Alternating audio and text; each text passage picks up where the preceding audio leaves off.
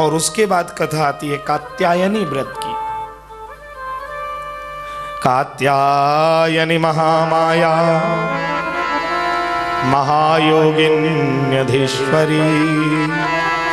नंद गोपसुतं देवी पति में कुरुते नमः।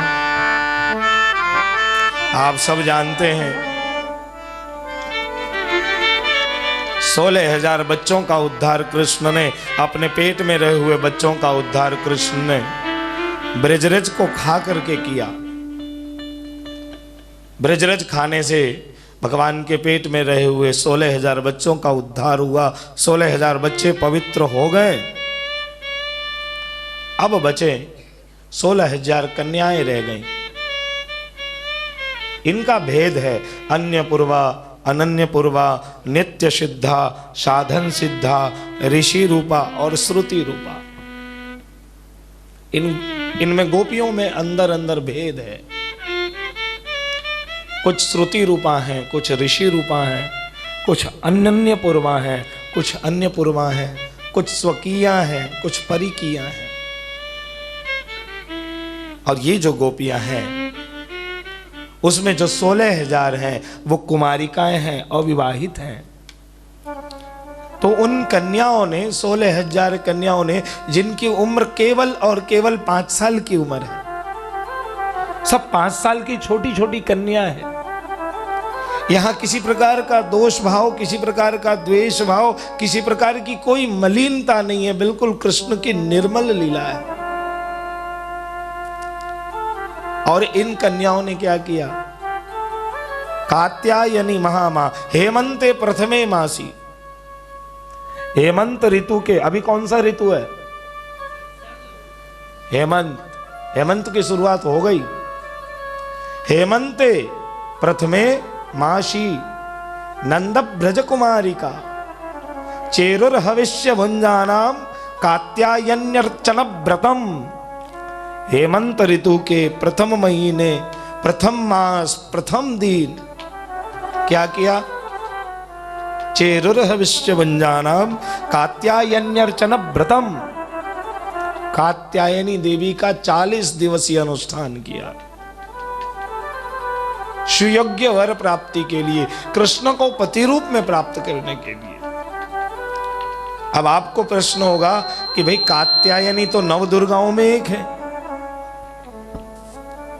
प्रथमम शैलपुत्री च, द्वितीय ब्रह्मचारिणी, तृतीय चंद्रघंटेति, कुष्मांडेति, चतुर्थकम पंचमम स्कंदमातेति, षष्ठम कात्यायनीति च, सप्तमम कालरात्रि महागौरीति, अष्टमम नवमम सिद्धिदात्री च। नवदुर्गा प्रकृतिता। पर ये वो नवदुर्गा वाली कात्यायनी नहीं है। ये खास समझो प्रिय वैष्णवों, ये विशुद्ध गोपी है। माया में और ब्रह्म में अंतर होता है। आप देवी पूजा करते हो, ठीक है, कोई वो नहीं है, लेकिन देवी की उपासना मतलब ब्रह्म की उपासना नहीं है, वो माया की उपासना है।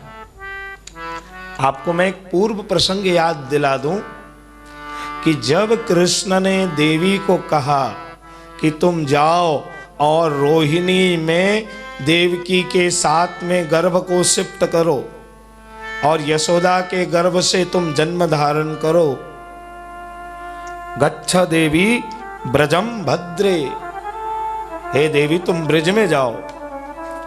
उस समय देवी ने कृष्ण से पूछा कि अब तो मैं आपकी बहन बनने जा रही हूं, तो मेरा भाई अपनी बहन को क्या देगा? तब कृष्ण ने उस समय देवी को वरदान दिया है। कृष्ण ने कहा कि जाओ, कलयुग में लोग तुम्हारी खूब पूजा करेंगे, कलयुग में तुम्हारे मंदिर में लोगों की भीड़ लगेगी।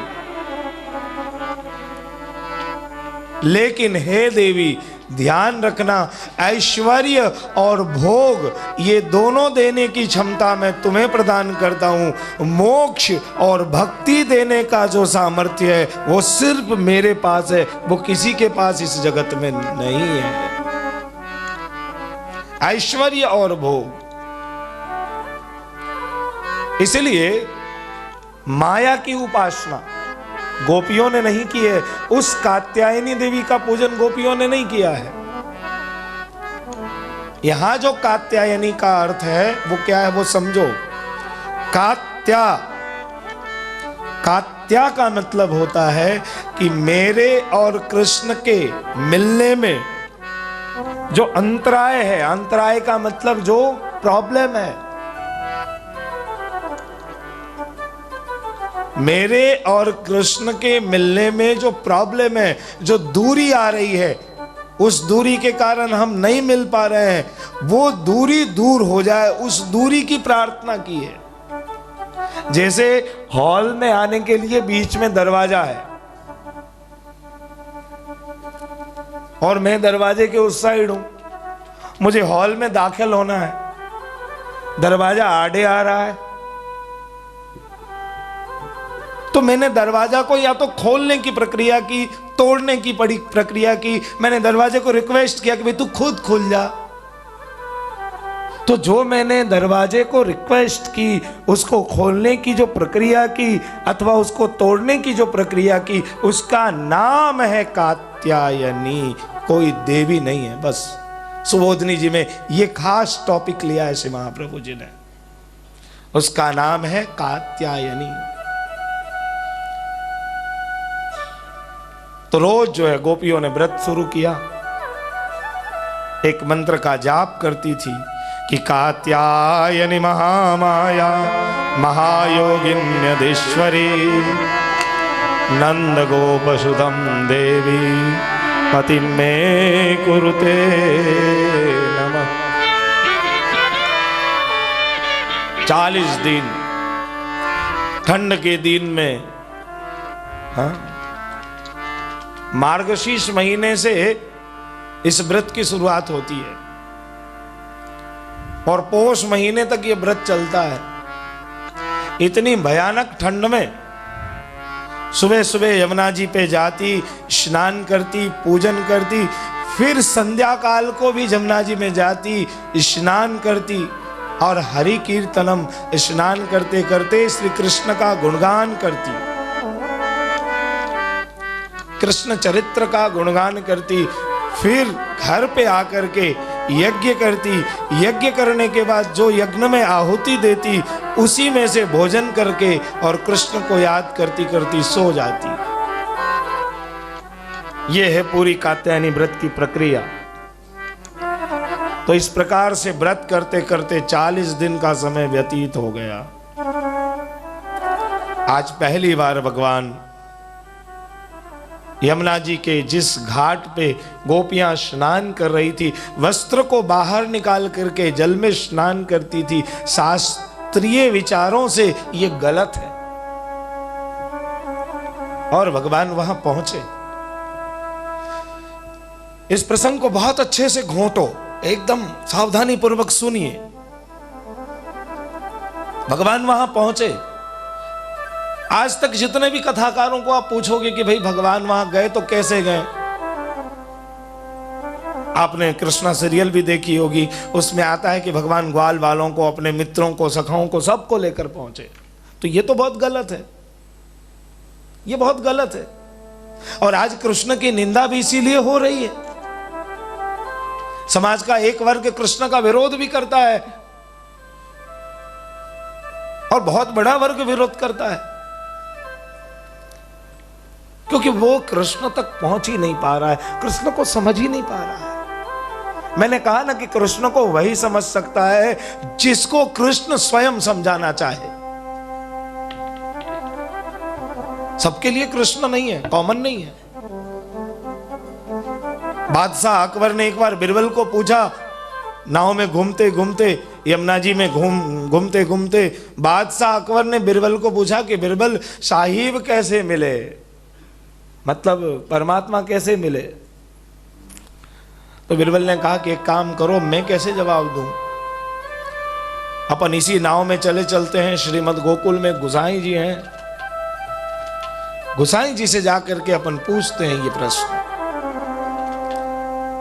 संजोग से श्री महाप्रभु जी के द्वितीय लाल जी श्री गोसाई जी गोकुल के घाट पे बैठकर संध्या कर रहे थे, सायं संध्या। अकबर ने प्रणाम किया और प्रणाम करने के बाद पूछा कि साहिब कैसे मिले? गोसाई जी ने उत्तर दिया कि जैसे हम और तुम मिले, जैसे हम और तुम मिले। अकबर ने कहा कि बात मेरी समझ में नहीं आई महाराज। गोसाई जी ने समझाया कि देखो राजन, आप हिंदुस्तान के वजीर आलम हैं, आप हिंदुस्तान के बादशाह हैं, और मुझे जैसा कोई फकीर या कोई भी प्रजा आपसे अगर मिलने जाए तो उसके लिए प्रश्न होगा कि क्यों मिलना है। आज अगर आपको प्रधानमंत्री से मुलाकात करनी हो तो क्यों करनी है भाई? कोई प्रॉब्लम है तो डीएम साहब बैठे हैं, उनके अधिकारी बैठे हैं, आप फोन करें, मेल करें, कुछ भी करें, मिलना क्यों है? आपके प्रॉब्लम सॉल्व कर दिए जाएंगे। लेकिन प्रधानमंत्री से आपको क्यों मिलना है? लेकिन प्रधानमंत्री के मन में आ जाए कि चेन्नई महानगर के साहूकार पेट में इस बंगले में मेरा कोई रहता है, उनको देरी नहीं लगेगी, वो सीधे आएंगे और आपसे मुलाकात कर लेंगे, उनको समय बिल्कुल नहीं लगेगा। इसलिए जब हम उनसे मिलने जाते हैं तब मिलना बहुत मुश्किल है, और वो जब मिलना चाहे तो बिल्कुल मुश्किल नहीं है। इसलिए कृष्ण जिसको अपनाना चाहता है उसी को अपनाता है, हर किसी को नहीं अपनाता है। वेदांत में कहा भी है, अयम आत्मा प्रवचनेन न लभ्य बहुश्रुतेन न लभ्य, कि मैं बहुत प्रवचन सुनने से प्राप्त नहीं होता हूं, बहुत कथा करवा लेने से भी मैं नहीं प्राप्त होता हूं, बहुत यज्ञ जप तप करने से भी प्राप्त नहीं होता हूं। तो ऋषियों ने पूछा कि आप होते कैसे हो प्राप्त? तब उसने कहा कि मैं जिसको चाहता हूं ना उसी को प्राप्त होता हूं। इसीलिए हर किसी के बस की बात नहीं है कृष्ण भक्ति। अयम आत्मा प्रवचनेन न लभ्य, जिसका वो वर्ण करता है, जिसको वो अपनाता है, अगर उसने अपनाया है तो ही आप उस तक पहुंच सकते हैं। बाकी दूसरे बहुत, हनुमान जी, माता जी, शंकर जी सब बैठे ही हैं, अपने लिए ही हैं, अपने लिए ही बैठे हैं। तो गोपियों ने किसी देवी की पूजा नहीं की है। भगवान पहुंचे 40वें दिन, और सबसे ज्यादा विवाद तो ये हो गया कि ग्वाल वालों को लेकर पहुंच गए। आप रामानंद सागर के सीरियल में देखना, वो सब ग्वाल वाल पहुंचे हैं साथ में। मैंने भी एक ब्रज के संत को पूछा तो उसने तो बकायदा भागवत खोल करके मुझे पढ़ा दिया कि देखो भागवत में भी लिखा है कि भगवान, क्या लिखा है सुनिएगा ध्यान से आप। भगवान ने लिखा है, मतलब सुखदेव जी ने लिखा है, सौवयान गच्छः, ये वर्ड है। क्या वर्ड है? सौवयान गच्छः, मतलब प्रभु जो है अपने समान उम्र के बच्चों को लेकर वहां पहुंचे। अब यहां पे डाउट हुआ श्री महाप्रभु जी को। सुखदेव जी ने तो लिखा, विद्वानों ने ऐसा अर्थ भी कर दिया, सीरियल वालों ने दिखा भी दिया। अब महाप्रभु जी को यहां डाउट हुआ कि वर्ड क्या है? सौवयान गच्छः, मतलब समान उम्र के बच्चों को लेकर गए। अब समान उम्र का मतलब क्या होता है? समझ पड़ती है इसकी? दुनिया में जितने भी बच्चे पैदा होंगे सबके अंगूठे का निशान अलग होगा, और जितना भी जन्म होगा उसमें माइक्रो सेकंड का फर्क तो होना ही होना है, नहीं तो सबकी कुंडली एक जैसी हो जाएगी। लेकिन आप निकलवाओ कुंडली, कुछ ना कुछ अंतर आ ही जाता है। ये तभी संभव है, सो बयान तभी संभव है जब भगवान की इच्छा से, भगवान के समान, भगवान के साथ साथ में जिसका जन्म हुआ हो।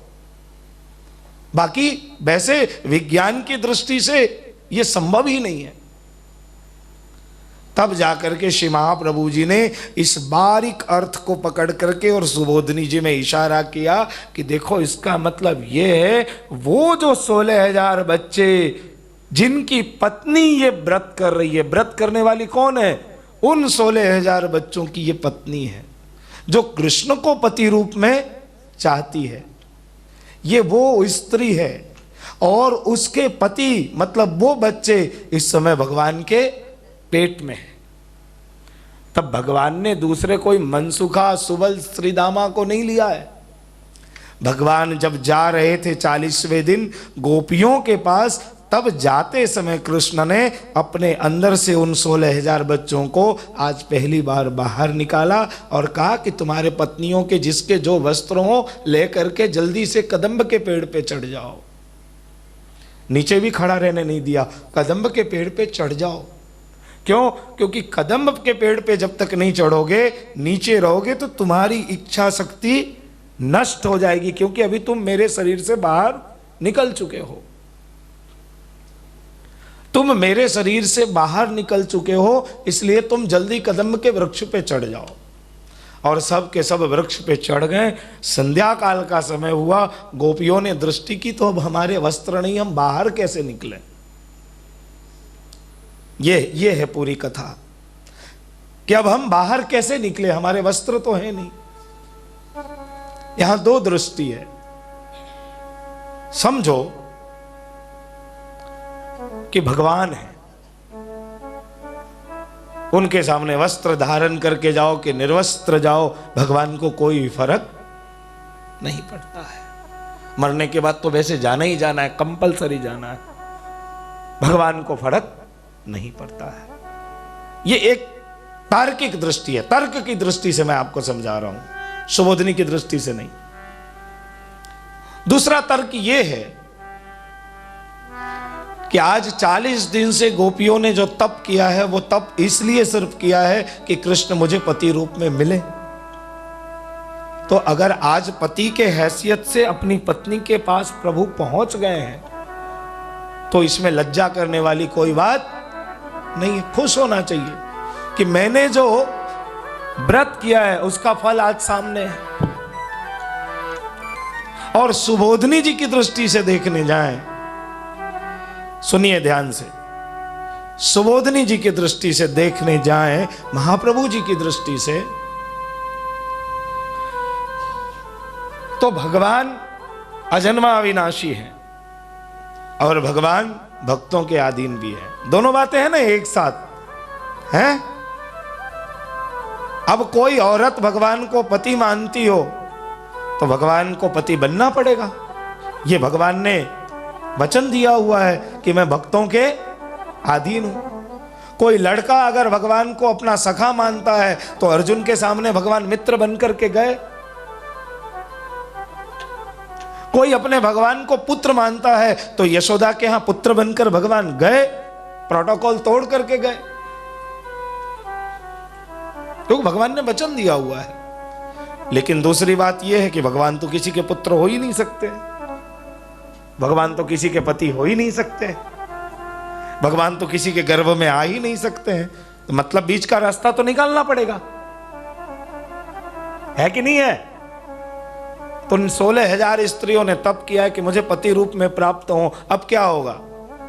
प्राप्त तो होना पड़ेगा, क्योंकि तप किया है। हिरण्याकश्यपु ने किया तो वरदान देना पड़ा, रावण ने किया तो वरदान देना पड़ा, गोपियों ने किया, इनको भी देना पड़ेगा, है कि नहीं है? ये बहुत आप खुद समझदार हो, समझो। लेकिन ये भगवान का प्रोटोकॉल है कि भगवान किसी के पति नहीं हो सकते हैं, भगवान किसी के पुत्र नहीं हो सकते हैं।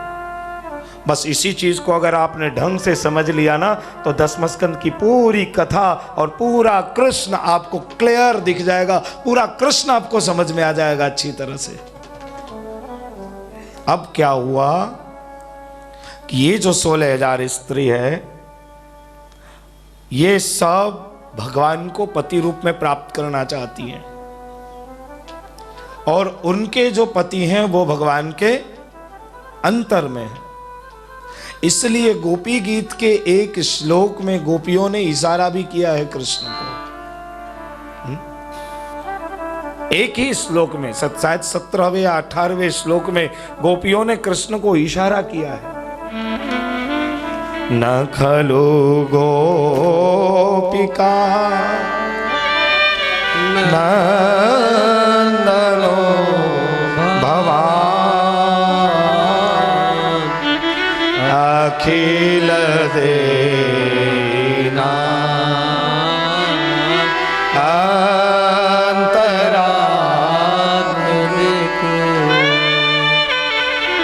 बेखन साथी तो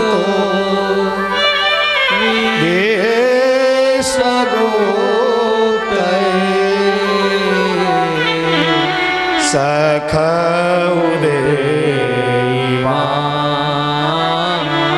सात्वता।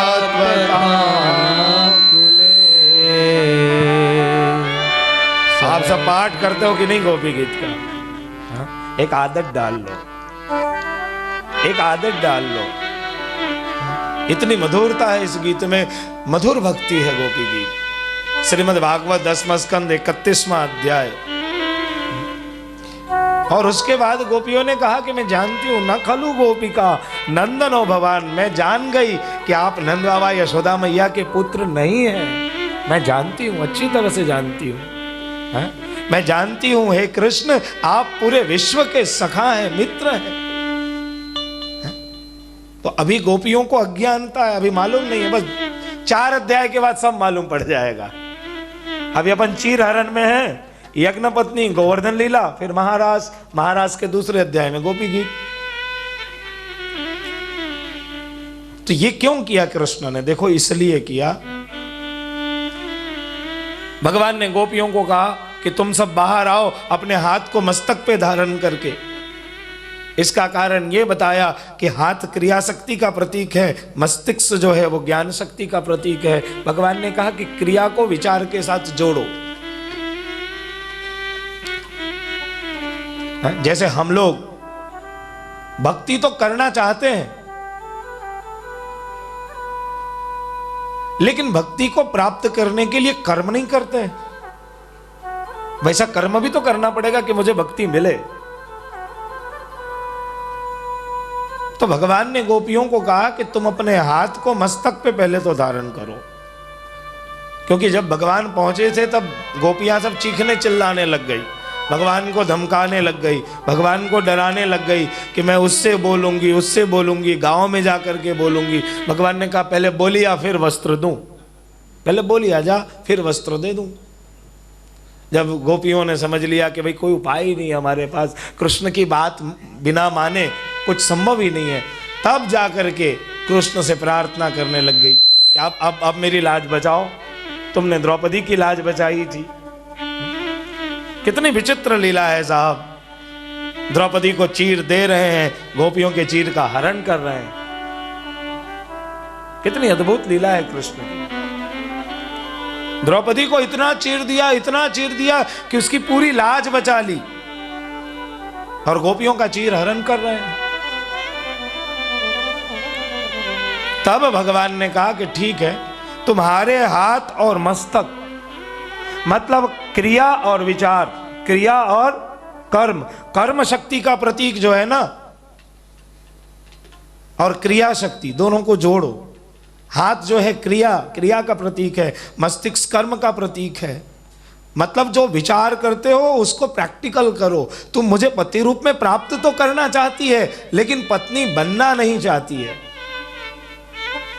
भगवान ने क्या कहा? आपको पति रूप में मैं चाहिए, पर आप पत्नी नहीं बनना चाहते हो, तो संभव नहीं है। तब गोपियां बाहर आई।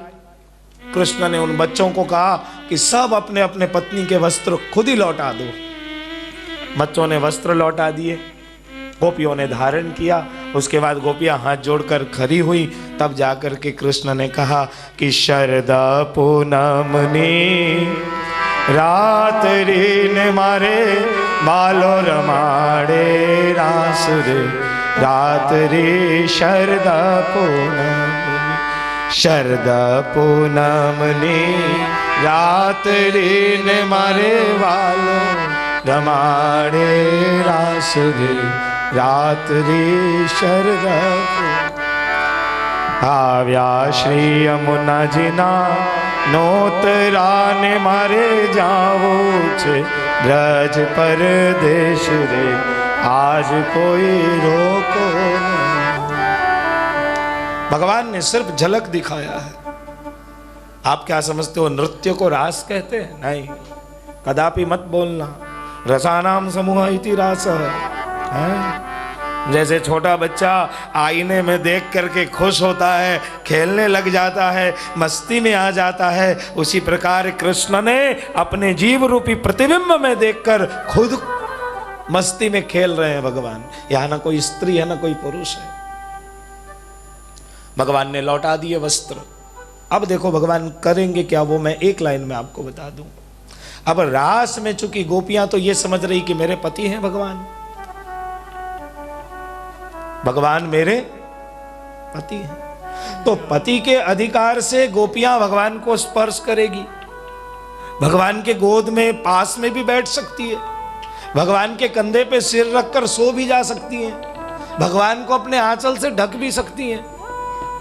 अगर गोपियां ऐसा करती हैं तो गोपियों को तो नहीं पर कृष्ण को तो दोष लगेगा ना परस्त्री स्पर्श का। परस्त्री स्पर्श का कृष्ण को दोष लगेगा।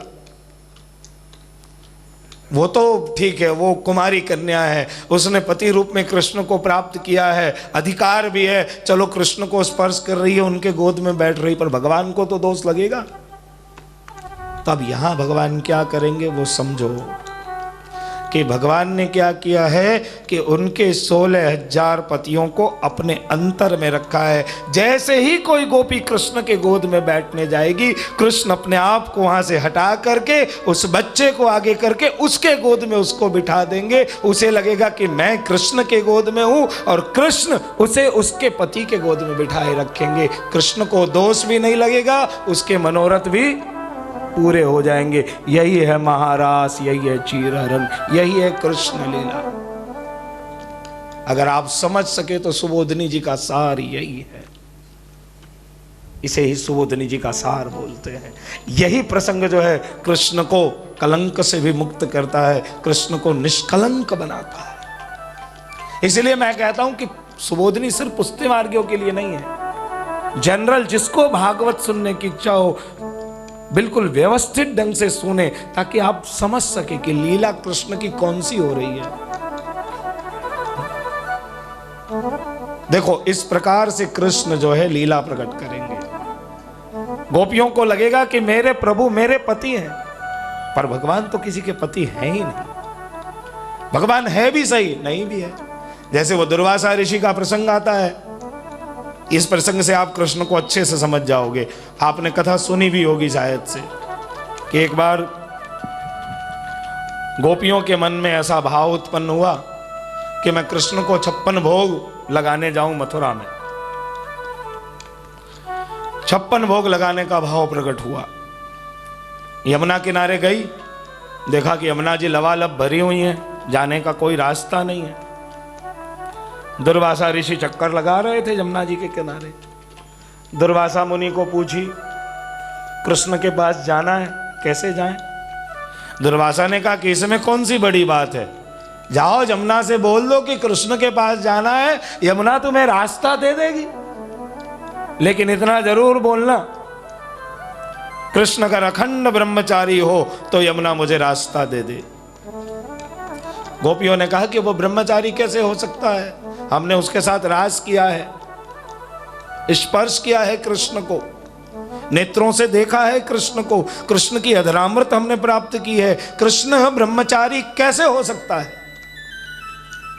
बोला जाओ बोलो तो सही यमुना को, एक बार बोल करके तो देखो। गोपियां गई, गोपियों ने जैसे ही यमुना जी को कहा, यमुना जी 2 भाग में बट गई और बीच के रास्ते से ये सब के सब मथुरा आ गई। मथुरा में आई तो कृष्ण इतने भूखे थे, पेट में हाथ सहला रहे थे, हरी सखी तो आए गई, पूरा गुलाब जामुन ने सब साफ कर दियो, सब के सब आरोग गए, पूरा 56 भोग साफ, प्रसादी भी नहीं बची बच्चों के लिए। भोग लगा करके दंडवत करके वापस जमुना जी के किनारे आए। अगस्त मुनि चक्कर लगा रहे थे। अगस्त मुनि से पूछा कि आप कैसे जाऊं, दुर्वासा जी ने तो भेज दिया, आप कृपा करो कि मैं वापस जाऊं। अगस्त मुनि ने कहा कि जाओ, कृष्ण को बस यमुना को कहना कि कृष्ण एक तृण के सिवाय कभी कुछ खाते ना हो, कृष्ण एक तृण के सिवाय कभी कुछ खाते ना हो, तो यमुना तुम्हें रास्ता दे देगी। गोपियां भड़क गई कि बाबा जी मजाक मत करो, अभी तो हमारे बच्चों के लिए भी प्रसाद नहीं बचा है। इतने आरोग गए, इतने आरोग गए कि बच्चों के लिए प्रसाद भी नहीं बचा है, और आप कहते हो कृष्ण तृण के सिवाय कुछ खाते ही नहीं है। बोले बोलो तो सही, बोल करके देखो। गोपियां दौड़ी दौड़ी जमुना जी के पास आई और जमुना जी के पास जाकर बोली कि कृष्ण एक तृण के सिवाय कभी कुछ खाता ना हो, तो यमुना मुझे रास्ता दे दे। जमुना जी ने सपाट रास्ता दे दिया। गोपियां कहने लगी लगता है यमुना भी कृष्ण से मिली हुई है, उसी की बात ज्यादा सुनती है। प्रसंग तो आपने सुन लिया, मन में ताली भी बजा दी, चूंकि आप कंजूस हैं इसलिए हाथ से बजाते नहीं हैं। हाथ में शायद कुछ प्रॉब्लम होगी, नहीं मालूम, कोई बात नहीं चाहिए मुझे, चल चाहिए भी नहीं। देखो ऐसा होता है ना कि 2-4 लोग बजाते हैं तो सब बाकी लोगों का लोड पड़ जाता है उनके ऊपर। अब पूरी सभा का लोड 2-4 लोगों पे हो जाए, उनके हाथ में बेचारे की तकलीफ हो जाए, इससे बढ़िया रहने ही दो। अब क्या हुआ मैं साहब बताऊं, ताली बजाने से फायदे बहुत हैं। वैसे आपने सुन लिया, आनंद में भी आ गए, अच्छा भी लगा, हंस भी दिए हैं। तब से मुंह बिगड़ा हुआ था, चलो इसी बहाने हंस भी लिए। हंसता हुआ नूरानी चेहरा, आगे नहीं बोलूंगा, विवाद बढ़ जाएगा, वक्ता बदनाम हो जाएगा, इतना ही ठीक है।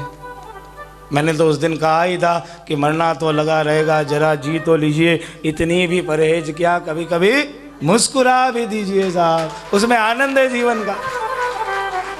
अब तो क्या हुआ कि आप सुन तो लिए पर समझे तो नहीं, ये मैं भी जानता हूँ, बात समझ में तो नहीं आई। सुनाते तो सब सारे कथाकार बेचारे सुनाते हैं इस कथा को, सारे वक्ता सुनाते हैं इस कथा को, याद सबको है। हाँ, किसी को याद नहीं है नहीं, जितनी भी बकवास कथाएं हैं वो सबको याद है बिल्कुल, पर इसके पीछे जो रहस्य है, इसमें आप समझो कि ऐसी कौन सी ट्रिक है, ऐसी कौन सी शक्ति है कि मैंने खाया, खाने के बाद भी नहीं खाया, मैंने संसार भोगा, भोगने के बाद भी नहीं भोगा। ऐसी कौन सी शक्ति है साहब? यह है योग की शक्ति, योग का बल। इसे ही बोलते हैं साक्षी भाव और दृष्टा भाव, कि मैंने अपने शरीर को वहां छोड़ दिया, आपने मेरे शरीर के साथ छेड़छाड़ की, मैं दूर खड़ा खड़ा अपने शरीर को देख रहा हूं, फिर आप चले गए, फिर मैंने उस शरीर को अपने पास बुला लिया। ये योग का बल होता है, इसीलिए कृष्ण का नाम योगेश्वरेश्वर कृष्ण, यही है योगेश्वरेश्वर कृष्ण। और इसका एकदम लेटेस्ट उदाहरण शंकराचार्य जी का। शंकराचार्य जी जब बिहार में जाने के बाद मंडन मिश्र की पत्नी भारती से शास्त्रार्थ हार गए, जगतगुरु शंकराचार्य, क्योंकि सन्यासी थे, काम शास्त्र का ज्ञान नहीं था, मंडन मिश्र को हरा दिया। भारती आई, मंडन मिश्र की पत्नी भारती, बोले आप सन्यासी हैं, हम गृहस्थ हैं, आधी शक्ति हमारे पति के पास है, आधी शक्ति मेरे पास है, आपने मंडन मिश्र को जीत लिया, आप मुझे जीतो, तब मैं आपको लिख करके दूंगी ताम्रपत्र पे। भारती बैठी शास्त्रार्थ करने, शंकराचार्य जी को वात्सायन सूत्र का ज्ञान नहीं था, गृहस्थाश्रम का ज्ञान नहीं था, तुरंत हार गए। हार गए तो काम अधूरा रह गया। वापिस शंकराचार्य जी कश्मीर आए। कश्मीर में, कश्मीर के जंगल में एक राजा तपस्या कर रहा था। राजा से मुलाकात हुई। शंकराचार्य जी ने पूछा आप कौन? बोले मैं राजा हूँ। बोले यहाँ क्या कर रहे हो? बोला शरीर मेरा घर पे है, रानी के पास पलंग पे। शयन खंड में। बोले आप, मैं तप करने आता हूँ, शरीर घर में। तब जाकर के शंकराचार्य जी ने अपनी व्यथा सुनाई कि ऐसी ऐसी बात है, शास्त्र में हार गया हूँ।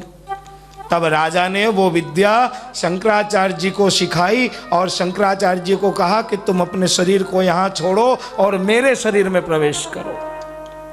और शंकराचार्य जी राजा के शरीर में प्रवेश करते हैं। फिर रानी के पास सारा ज्ञान प्राप्त करके फिर बिहार में मन्नन मिश्र की पत्नी भारती के पास गए, भारती को हराया और मन्नन मिश्र का दूसरा नाम हुआ सुरेश्वराचार्य। द्वारका शारदा पीठ में जब मठ की स्थापना हुई, वही सुरेश्वराचार्य गादीपति तब हुए थे। जानो सब, ये सब इतिहास जानो, बहुत जरूरी है। तब जो है 4 मठ की स्थापना हुई ना, जोशी मठ, शारदा मठ, गोवर्धन मठ। तो ये है योग का बल। योग में वो शक्ति है, साक्षी भाव, दृष्टा भाव। जैसे मैंने बताया था उस दिन बिंदुमती का दृष्टांत दिया था, एक वैश्या जो गंगा के धारा को बदल सकती है अपने तप से, अपने तप के प्रभाव से। तो गोपियों को यह ज्ञान हुआ कि कृष्ण क्या है, योगेश्वर है, योगेश्वरेश्वर कृष्ण। योगियों के ईश्वर हैं कृष्ण। गोपियों को ज्ञान हुआ और यही रहस्य है कात्यायनी व्रत का। और कात्यायनी व्रत के बाद आपने कथा सुनी थी गोवर्धन लीला की, यज्ञ पत्नियों का उद्धार। क्योंकि आगे की जो कथा है ना वो सब आप जानते हो, पर जो महाराज तक की कथा है वो बहुत कॉम्प्लिकेटेड और कठिन कथाएं हैं। इसलिए महाराज तक मैं कोशिश करूंगा कि आप थोड़े अच्छे ढंग से श्रवण करें। आप सुनते तो हमेशा हैं, पर व्यवस्थित ढंग से अगर एक बार आपने अपने अंदर में कृष्ण को उतार लिया तो खूब आनंद आएगा आपके जीवन में आपको। तो ये कात्यायनी व्रत की कथा यहां पूरी हुई। कृष्ण ने सबको आशीर्वाद दिया, सबको वरदान दिया, सबको कहा कि अब शरद पूर्णिमा के दिन महारात्रि में हम रास करेंगे। और उसके बाद यज्ञ पत्नियों का उद्धार किया। ये भी बहुत सुंदर और मार्मिक प्रसंग है, बहुत अच्छा प्रसंग है, इसलिए मैं आपको सुना रहा हूं। हुआ यूं कि मथुरा के आसपास के गांव में कुछ ब्राह्मणों की बस्ती थी। अब ये ब्राह्मण जो थे ना वो कंस से बहुत डरते थे, इसलिए कृष्ण जन्म हुआ, कृष्ण लीला हुई, कभी कृष्ण दर्शन को नहीं गए। कंस नाराज हो जाएगा बोल करके कभी नहीं गए। और इन ब्राह्मणों ने आंगिरस सत्र, एक महायज्ञ का आयोजन किया है पूरी बस्ती ने मिल करके। और इसमें सारे ब्राह्मण यज्ञ में बैठते हैं, यज्ञ में आहुति देते हैं।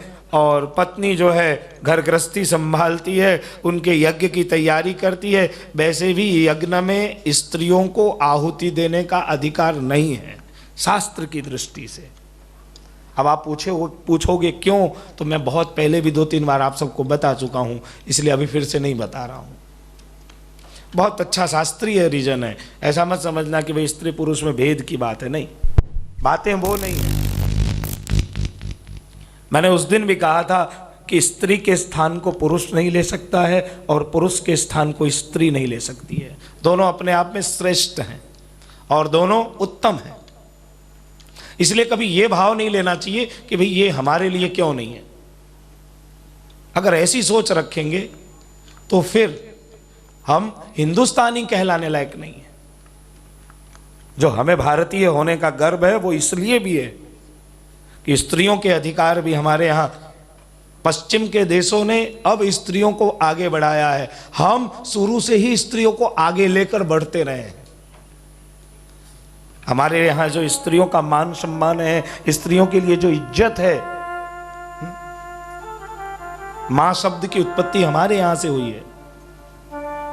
मां पे से मदर शब्द आया है, ऋषि शब्द पे से रिसर्च शब्द आया है। ये सब हमने उत्पन्न किया है। अब वहां क्या था कि ब्राह्मणों ने यज्ञ का आयोजन किया, यज्ञ में बैठे रहते, और ब्राह्मणों की जो पत्नी थी वो घर गृहस्थी संभालती, यज्ञ में ब्राह्मणों के लिए तैयारी करती, यज्ञ की तैयारी करती। और आज कई वर्षों से उन स्त्रियों के मन में एक भाव था, एक लालसा, एक प्रेम कि गोकुल में कृष्ण का जन्म हुआ, वृंदावन में कृष्ण रहते थे। आज तक हमने कृष्ण दर्शन नहीं की, आज तक हमने कृष्ण को देखा नहीं, कभी इधर कृष्ण आए, इसी की प्रतीक्षा दिन और रात वो स्त्रियां करती रहती थी। रात दिन इसी प्रतीक्षा में रत रहती थी कि जिस रोज भी कृष्ण आएंगे मैं देखूंगी। रात दिन प्रतीक्षा करती थी, बस मनोमन बहुत कन्हैया से प्रेम करती थी। यह मानसिक प्रेम था उनका, जो प्रकट नहीं कर सकती थी अपने पति के डर से, क्योंकि पति अत्यंत विद्वान थे, ज्यादा विद्वान थे। ये વધારે પાછું બહુ તકલીફ વાળું થઈ જાય। તમને ખ્યાલ હોય તો ज्यादा विद्वान थे, तो थोड़े से पत्नी बेचारी डरती भी थी। संजोग से उस तरफ एक दिन कृष्ण का ग्वाल वालों के साथ जाना हुआ। जाने के बाद ग्वाल वालों ने कहा कि कन्हैया आज बहुत भूख लगी है, कछु खाएवे को दे। कृष्ण ने कहा कि पास के जंगल के उस तरफ एक गांव है, वहाँ यज्ञशाला में काजू बादाम घी खीर की आहुति ब्राह्मण लोग दे रहे हैं, तुम जाओ प्रणाम करके अपना परिचय देना, दंडवत प्रणाम करना और कहना कि हम कृष्ण के साथ आए हैं, कुछ भोजन दें हमें, हम अपनी क्षुधा तृप्ति करें।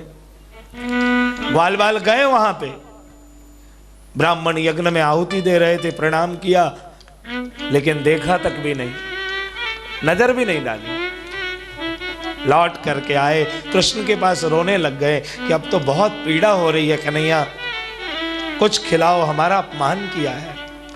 कृष्ण ने कहा कि ठीक है, अब उनके गांव में जाओ, उनकी पत्नी होगी, उन्हें कहना कि पास के जंगल में राम और श्याम आए हैं और बहुत भूखे हैं। जाकर के बोला, जैसे ही बोला 4 प्रकार का व्यंजन बना करके, और मानो जैसे नदी दौड़ती हुई सागर में समा जाती है, इस प्रकार से वो बेचारी स्त्री ब्राह्मणी सब सुंदर सुंदर नैवेद्य बना करके दौड़ती दौड़ती कन्हैया के पास आई।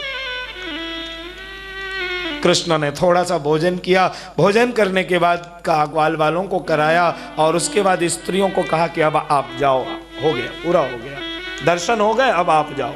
तब स्त्रियां कहती है, बहुत सुंदर शब्द है कि मैवं विभोरहति भवान गदितुम नुशंसम। के श्याम सुंदर, श्रुतियों में कहा है, वेदों में कहा है, ध्यान दीजिए, वेदों में कहा है कि जो एक बार आपको प्राप्त कर लेता है, जिसको आप मिल जाते हो, फिर वो संसार में नहीं भटकता है। ऐसा आपने वेदों में कहा है, वेदों में पुराणों में आपने ही कहा है कि जब एक बार आपको कोई प्राप्त कर लेता है, उसके बाद उस व्यक्ति को संसार में भटकने की आवश्यकता नहीं पड़ती है, वो फिर वापस नहीं जाता है। हा?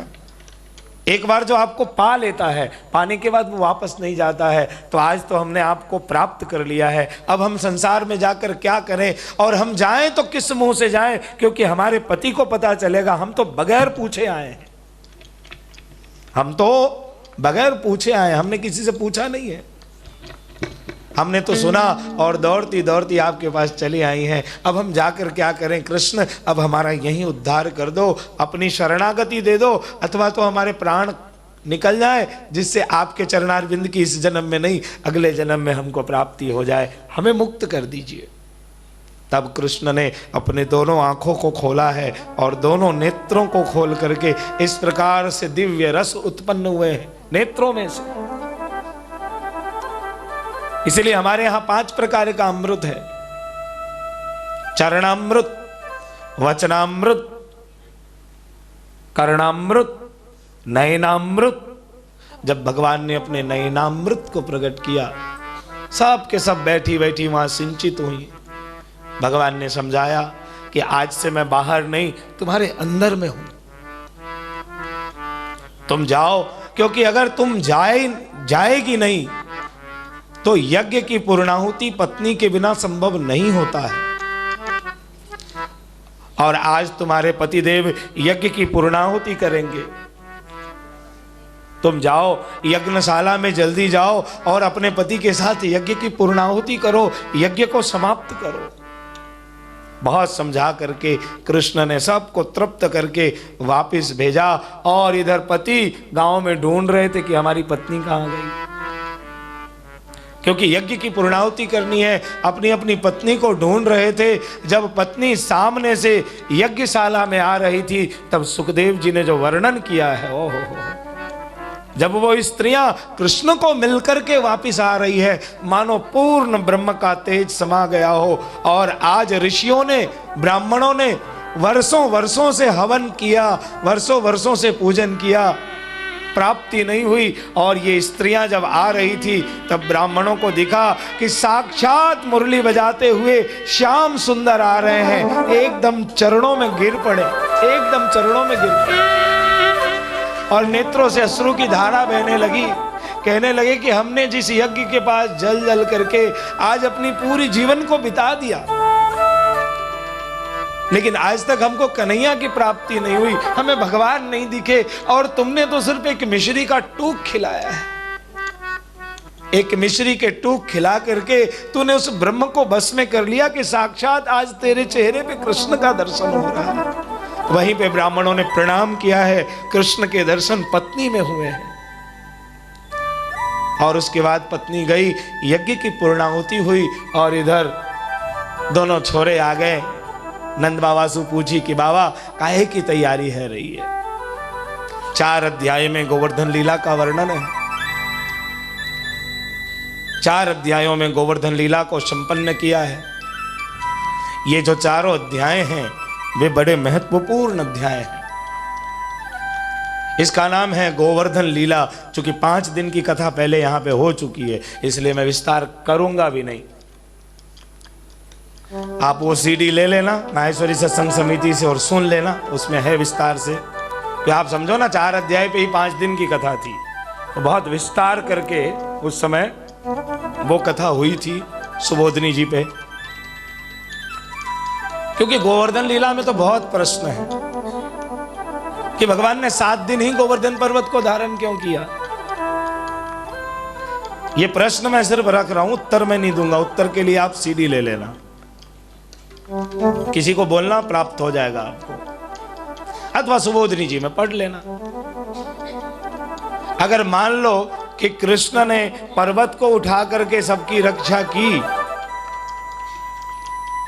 तो ब्रज तो 84 कोस में है, और जिस समय बारिश शुरू हुई तो ब्रजवासियों ने कहा कि मानो आकाश से पत्थर बरस रहा हो, पाषाण बरस रहा हो, ऐसी स्थिति कृष्ण हमारी हो रही है। तो कृष्ण ने जब गोवर्धन को उठाया होगा, तो वो बरसाना से, काम्बन से 40-40 किलोमीटर, 60-60 किलोमीटर, 70-70 किलोमीटर से ब्रजवासी दौड़ दौड़ कर कैसे आए होंगे। आते आते ही उनकी मृत्यु हो जाती। ये दूसरा प्रश्न। तीसरा प्रश्न कि अगर अपन मान लें कि गिरिराज जी को उठाया, ठीक है, तो अब समझो कि गिरिराज जी के दर्शन तो आपने किए हैं। गिरिराज जी की जो शिला है ना, वो अखंड शिला नहीं है, अलग अलग भागों में विभक्त शिला है। तो पहले तो ये डर होना चाहिए कि इस भाग को उठाया तो दूसरा भाग किसी के सर पे ना गिर जाए, हैं? अगर मान लो ये बुक है, हमने इसको उठाया, तब तो अपन को विश्वास है कि ठीक है, कोई नीचे सेफ है। पर ये बुक 5 खंड में हो, टुकड़ों में हो, और मैं इसको उठाने जाऊं तो एक भाग को उठाऊंगा, बाकी सब नीचे आ जाएगा, तो फिर रक्षा कैसे हुई। चौथा प्रश्न ध्यान से सुनिए। चौथा प्रश्न ये है कि अगर किसी पर्वत को हमने उठाया, तो जहां से हमने उस पर्वत को उठाया वहां तो बहुत बड़ा गड्ढा हो गया,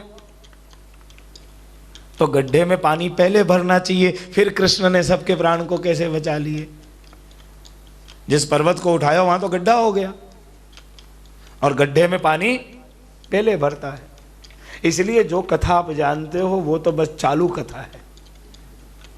जो वास्तविक कथा है उसको एक बार अच्छे से भागवत में 26वां 27वां और 28वां 25वां 26वां 27वां और 28वें अध्याय को 10वें स्कंद में गीता प्रेस की पुस्तक लेकर पढ़ो। बहुत बात नहीं समझ में आए पर कथा तो समझ में आ जाएगी। क्योंकि ये मैं इसीलिए विस्तार नहीं कर रहा हूं आपके सामने, क्योंकि बहुत बृहद विषय है। 7 दिन तक गोवर्धन धारण करने का कारण क्या है?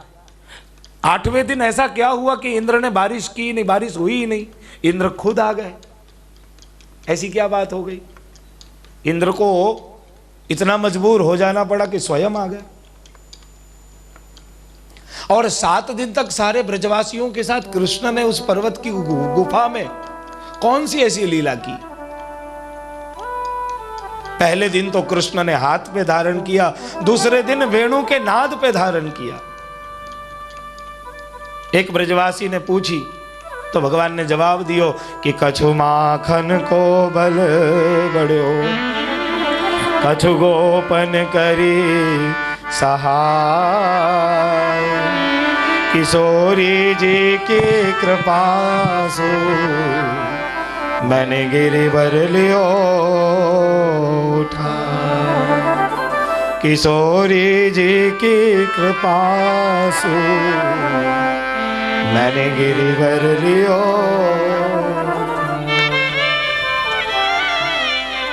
कछु माखन को बल बढ़ो, कछु गोपन करी सहाय, किशोरी जी की कृपा सो मैंने गिरिवर लियो उठाए। कृष्ण ने पूरा क्रेडिट राधा रानी को दे दिया, पूरी क्रेडिट दे दी राधा रानी को कि किशोरी जी की कृपा सु मैंने गिरिवर लियो उठाए। और बाद में क्या हुआ ना कि गोवर्धन लीला के बाद राधा जी की सखियां और कृष्ण के सखा दोनों झगड़ने भी लग गए थे। दोनों में लड़ाई हो गई। दोनों में क्या लड़ाई हुई? तो राधा की सखी जो है जबरदस्ती कहती थी कि कृष्ण ने नहीं, राधा रानी ने गोवर्धन धारण किया। और कृष्ण के सखा कहते थे कि हाथ कंगन को आरसी क्या, तुम्हारे सामने कृष्ण ने उठा रखा है, अंधी हो गई क्या? अब वो सखा सखी हैं तो तोछड़ी भाषा में बोलती भी थी। बोले कि सामने कृष्ण ने गोवर्धन पर्वत उठा लियो है, राधा रानी की सखिया कहती कि नहीं, हमारी किशोरी जी ने गोवर्धन उठाया है। दोनों में मारपीट की नौबत आ गई। तब राधा रानी आगे आई और उनकी एक वरिष्ठ सखी जो थोड़ी अच्छी समझदार थी, मैच्योर थी, वो आगे आई और उसने समझाया कृष्ण के सखाओं को कि देख, पुरुष का जो बायां अंग होता है वो किसका होता है? बोले वो तो स्त्री का होता है।